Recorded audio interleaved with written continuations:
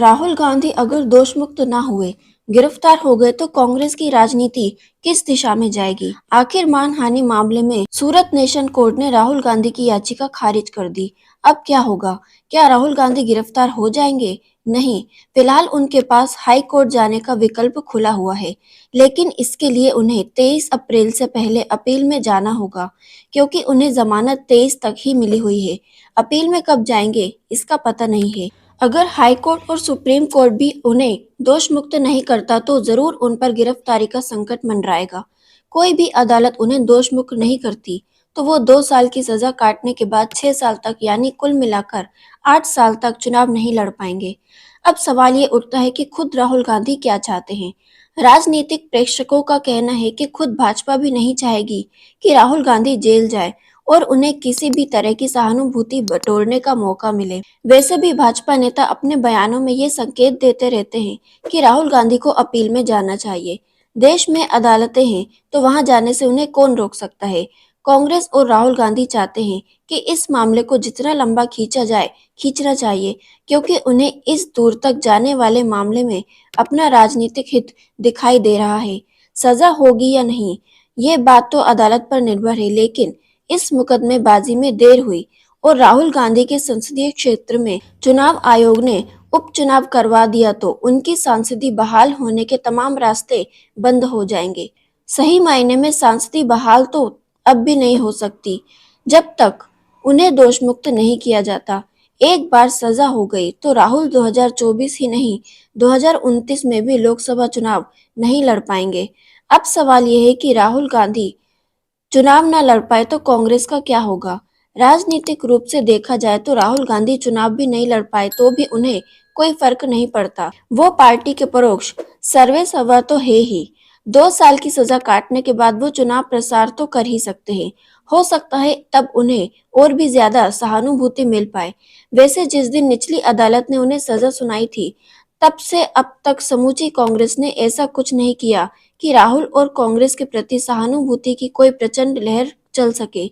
1-2 दिन धरना प्रदर्शन के बाद लोग भी भूल गए और तमाम कांग्रेसी भी। दरअसल कांग्रेस को मुद्दों या मामलों को भुनाना आता ही नहीं। अगर भाजपा विपक्ष में होती और यही मुद्दा उनके पास होता तो देश भर में लहर क्या आंधी चलने लगती।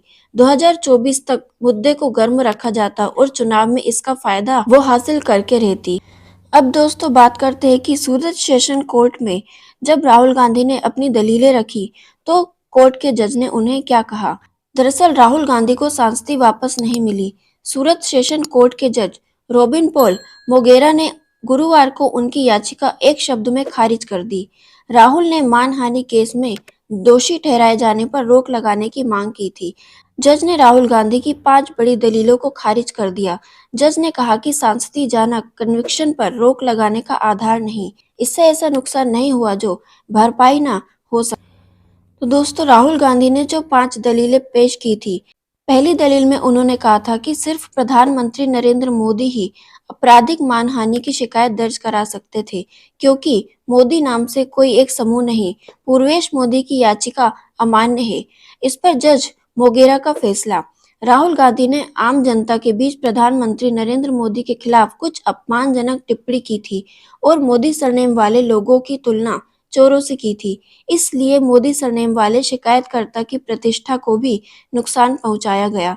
इसके अलावा शिकायतकर्ता पूर्व मंत्री हैं और सार्वजनिक जीवन में शामिल हैं।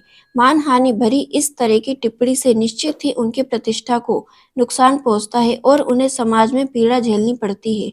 इन वजहों से मैं शिकायत पर सुनवाई को लेकर उठाई आपत्तियों से सहमत नहीं हूँ। वहीं राहुल गांधी की दूसरी दलील थी कि पूर्वेश मोदी का नाम तो लिया ही नहीं, ऐसे में उनकी मानहानि का सवाल उठता ही नहीं। इस पर जज मोगेरा का फैसला। इस मामले में मोदी उपनाम वाले लोगों की तुलना चोरों से करने से निश्चित रूप से शिकायतकर्ता को मानसिक पीड़ा हुई होगी। उनकी प्रतिष्ठा को भी नुकसान हुआ होगा, क्योंकि वो सामाजिक रूप से सक्रिय हैं और हमेशा आम लोगों से उनका मिलना जुलना रहता है। भाषण देते समय राहुल गांधी न केवल सांसद थे, बल्कि देश की दूसरी बड़ी राजनीतिक पार्टी के अध्यक्ष भी थे। उनके कद को देखते हुए उन्हें अपने शब्दों को लेकर ज्यादा सावधान रहना चाहिए था। उनके शब्दों का व्यापक असर लोगों के दिमाग पर पड़ता है। वहीं राहुल गांधी की तीसरी दलील, ट्रायल कोर्ट में मेरे साथ अन्याय हुआ, मुझे अधिकतम सजा सुनाई गई। इस पर जज मोगेरा का फैसला। सुनवाई के रिकॉर्ड से जाहिर है कि राहुल गांधी को गवाहों से जिरह करने का पूरा मौका दिया गया और इसलिए मैं इस बात से सहमत नहीं हूं कि उन्हें निष्पक्ष सुनवाई से वंचित किया गया। जहां तक अधिकतम सजा सुनाए जाने की बात है तो मजिस्ट्रेट ने उतनी सजा सुनाई, कानून में जिसकी इजाजत है। राहुल गांधी कोई सामान्य व्यक्ति नहीं, वो सार्वजनिक जीवन बिताने वाले सांसद थे। उनके बोले किसी भी शब्द का आम जनता के मन पर बड़ा असर होगा। ऐसे लोगों से उच्च स्तर की नैतिकता की उम्मीद की जाती है। वहीं राहुल गांधी की चौथी दलील, अधिकतम सजा सुनाए जाने से मैं संसद सदस्य नहीं रहा, निर्वाचन क्षेत्र के लोगों के प्रति अपने कर्तव्यों का पालन नहीं कर पा रहा। इस पर जज मोगेरा का फैसला।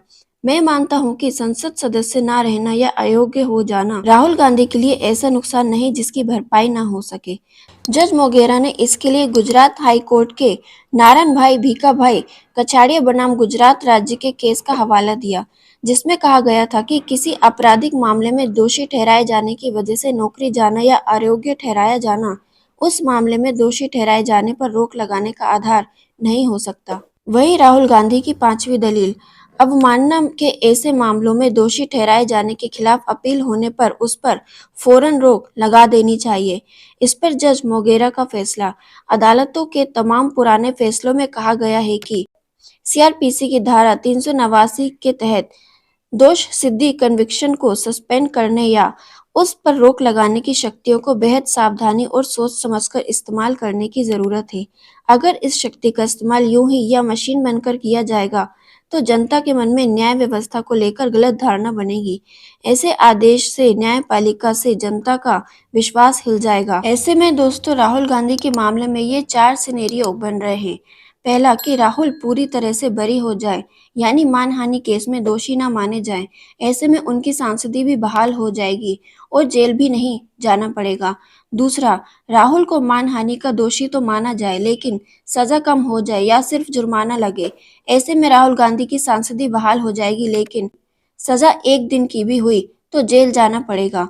तीसरा, हाई कोर्ट या सुप्रीम कोर्ट में मामला जाने पर अदालत ये कह दे कि अधिकार क्षेत्र के बाहर जाकर सुनवाई हुई जानी, ये केस सुनवाई लायक ही नहीं था। इस परिस्थिति में भी राहुल की सांसदी बहाल हो जाएगी और जेल जाना नहीं पड़ेगा। चौथा, राहुल गांधी की कन्विक्शन पर स्टे लग जाए। ऐसे में सांसदी बहाल हो जाएगी और सुनवाई चलती रहेगी। सुनवाई के आखिर में सेशन कोर्ट भी मानहानि के केस में सुनवाई करते हुए 2 साल की सजा बरकरार रखता है तो सांसदी वापस नहीं आएगी और जेल भी जाना पड़ेगा। यदि 2 साल की सजा बरकरार रही तो फिर राहुल की 2 साल की सजा काटने के बाद 6 साल तक चुनाव लड़ने के लिए वो अयोग्य रहेंगे।